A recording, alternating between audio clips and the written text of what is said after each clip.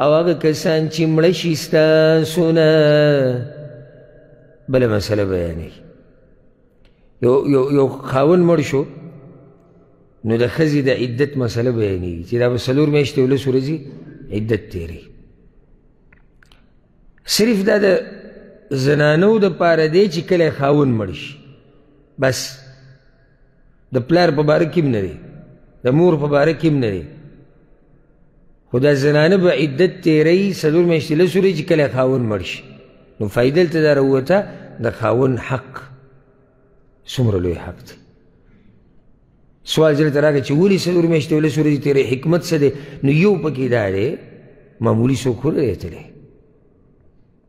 او کله چې رسول صلی الله علیه وسلم د احد د غزا نه راغی او زنانه ولاړه وه او هر څوک ولاړو خپلو خپلوانو ته او ورته وویلی شو پلار دې مړ شوی دی، شهید شوی دی، هغې انا لله ووایي، صبر یې وغوښته د الله نه. بیا ورته ورور دې مړ دی، ماما دې مړ دی، چې کله ورته وویل شو یو ورته ووایي خاوند دې په کوم شهید شوی دا په ژړا شو. رسول صلی الله علیه وسلم وایي د خاوند یو مقام دی.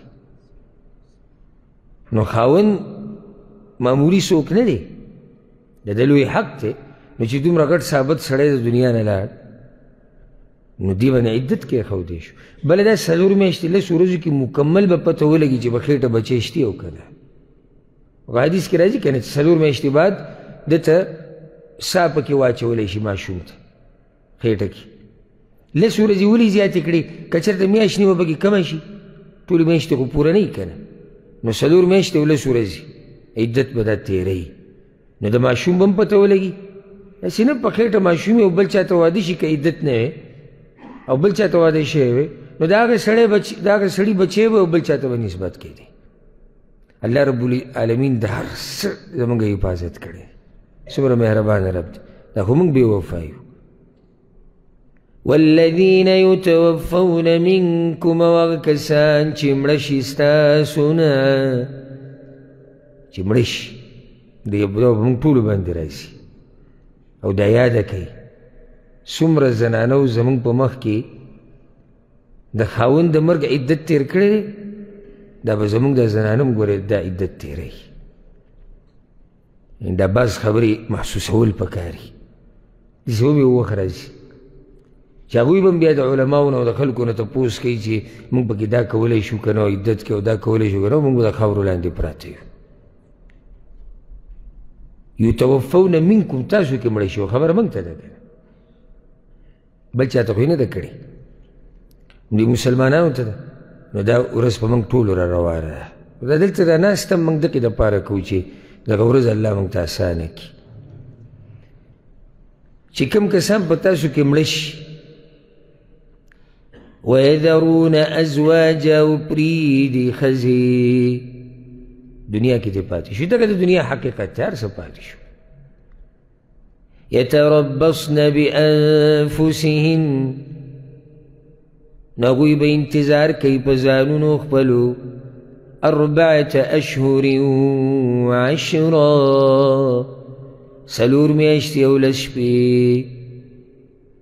دلته دا فایده یې ده کوي دا عدت د هغه زنانه دپاره دی چې خاوند ورسره میلاو شوی دی او د هغې دپاره هم دی چې خاوند ورسره نه دی میلاو شوی. لکه یو زنانه ده نکاح وشوه او خاوند یې څه شو؟ مړ شو. دلته طلاق په شان نه، لکه موږ پرون طلاقو کې وایي چې په دغه زنانه د طلاق عدت نشته چې طلاق یې کړي، خو چې خاوند یې مړ شو عدت به تېروي.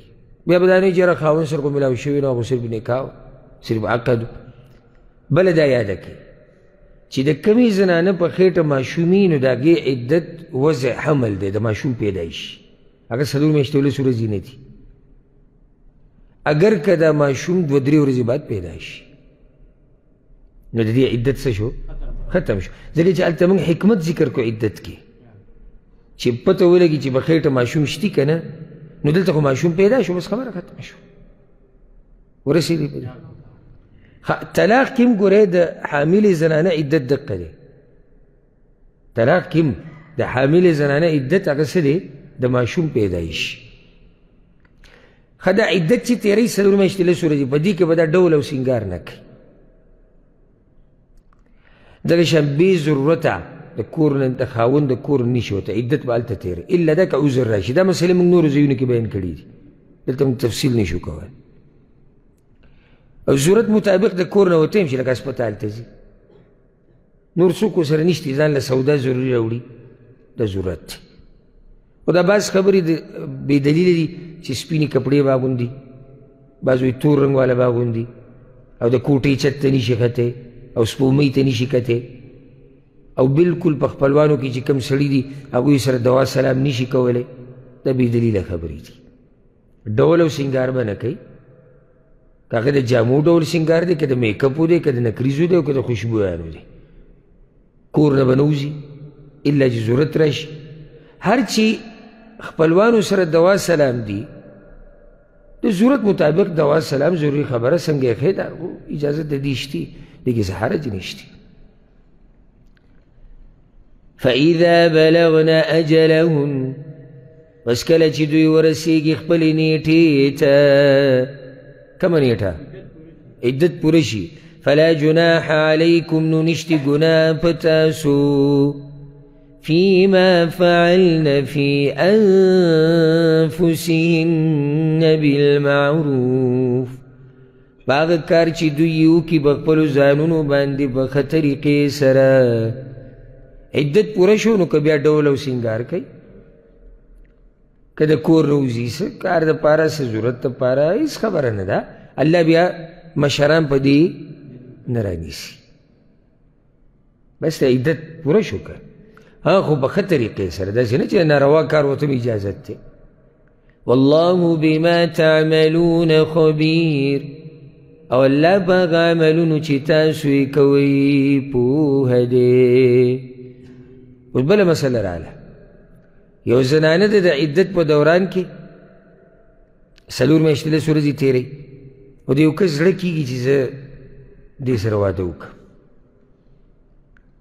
نو ډایرک ورته نشي ویلی صراحتن ورته په دې نشي ویلی چې لا ښځه عدت کې ده او د بل خاوند یعنې د هغه هم عزت دی د هغه هم مقام دی نو داسې ټیم کې صراحت نشي کولی صراحت حرام دی یاره زه پلانې غواړم یا رشته ولیږي یا ته ورشي دا حرام دی ها یو بل کار کولی شي اشاراتو کې خبره رسولی شي چې هغې ته تعریض ویلی کېږي یعنې د هغې د خپلوانو په مخ کې ووایي چې یاره زما مې اراده د یو دینداره نیکعمله زنانه یا دغه زنانه سره که دی خپل یو خبرو ځای پکې راشي او دی ووایي چې یعنې زما مې اراده د واده ده هسې خبره ورته واوروله دا قسمه خبرو او اشاراتو گنجایش الله رب العزت پیدا کړی دی خو سپا خبره نشي کولی ښه یو زنانه طلاقه شوې ده اولنی او دویم طلاق دی نو په دې کې په اشاراتو کې خبره کولی شي داسې نه چې هلته اشاراتو کې خبره کوي هلته خو سړي په نکاح کې ده د عدت موږ دلته چې کوم بیانو د هغه عدت دی چې خاوند ترې مړ دی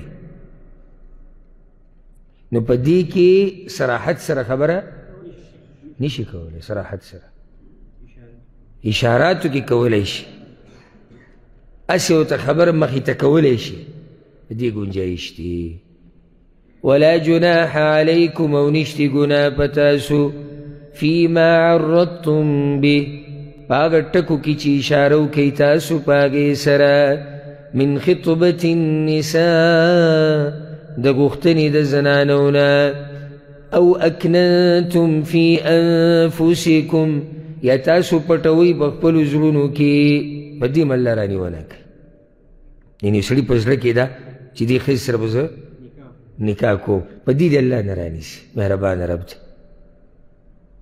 او اشاراتو باندې دې الله نه رانیسي علم الله الله پوهه دی انکم ستذکرونهن چې بېشکه تاسو به یادوئ دغه زنانه الله ته خو پته نو دې ځای کې فایده ده که څه ناشنا فایده یعنې رب العالمین د انسان د احساساتو خیال ساتلی دی الله ما ته پته وي تاسو به یادوئ. نو چې یادوئ یې نو خبره موږ ته اسانه کړه.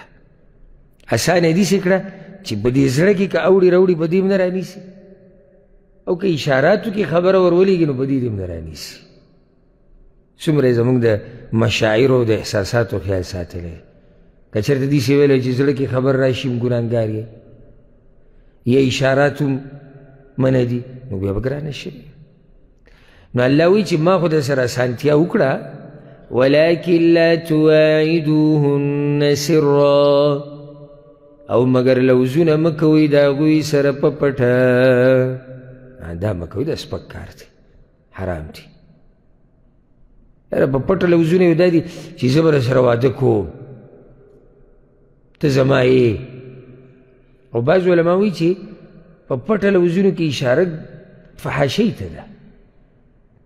داسې نه چې ته زنانه عدت دوران کې او ته په پټه لګیا ناروا کارونه کوې، والعیاذ بالله. إلا أن تقولوا قولا معروفا، مگر دا چې تاسو وایئ وینا نیکه. نیکه وینا کومه ده؟ اشاراتو کې خبره. بارک الله فیک. د دې گنجایش دی، خو په پټه یاراني د پټي میسیجونه، رابطې، ملاقاتونه نه. شریعت اخر زموږ نه څه غواړي چې دا پابندیانې لګوي؟ یا د کار الله ته دې کې فایده نشته.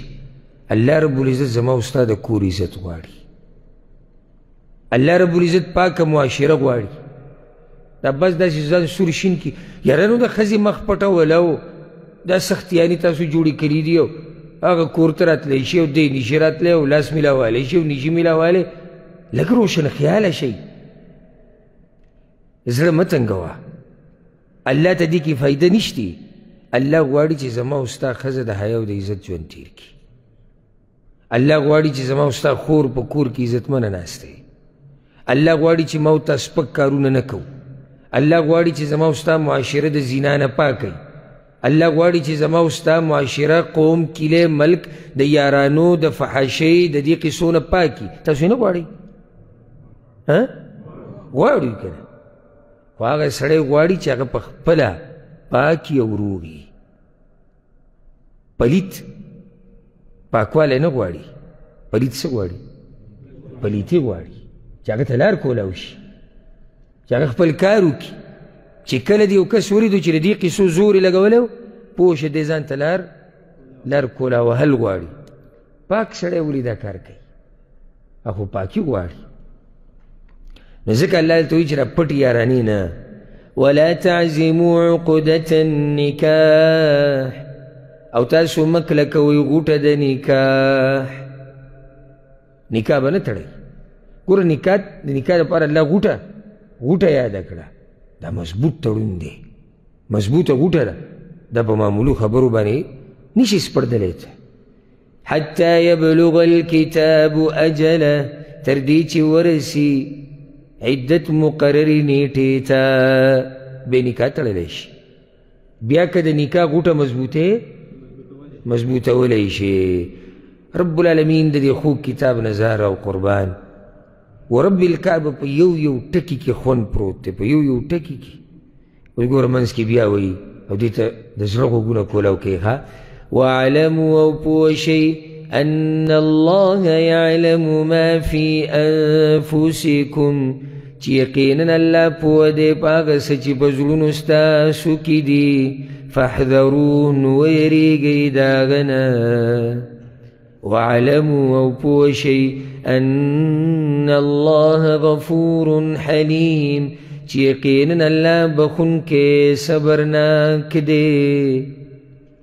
نصیحت یې راته بیا وکړو چې ګوره که ته ظاهره کې قصه بدلی را بدلی او دنه دې نور څه جوړ کړي دي، نو الله ګوره په زړونو پوهه دی.